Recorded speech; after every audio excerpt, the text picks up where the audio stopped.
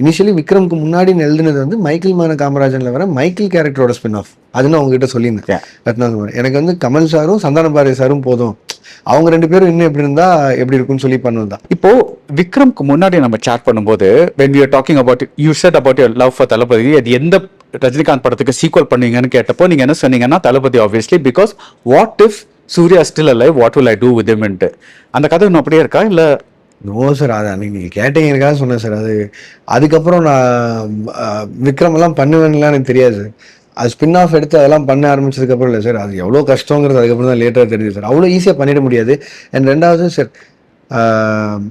Sir அவங்க achieve பண்ண இடமும் அந்த படங்களும் எங்கேயோ இருக்கிறதால it is better not to touch all those films is what I think sir. விக்ரமே வந்து நான் விக்ரம்ங்கிற அந்த டைட்டில் எட்டுவதற்கான காரணம், இப்போ நான் அந்த படத்தை நான் இதில் கனெக்ட் பண்ணேன்னா I need an other 30 minutes to tell what was who was agent Vikram was before அப்படின்னு.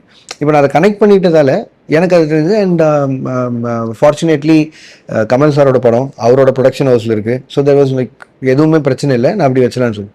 Sir if I'm going to do a sequel for Thalapathy and all, நான் எங்கிருந்து வரணும்னு யோசிச்சு பாருங்க. அந்த ப்ரொடக்ஷன் ஹவுஸ்லேருந்து ஆரம்பிச்சு நோபடி இஸ் கோன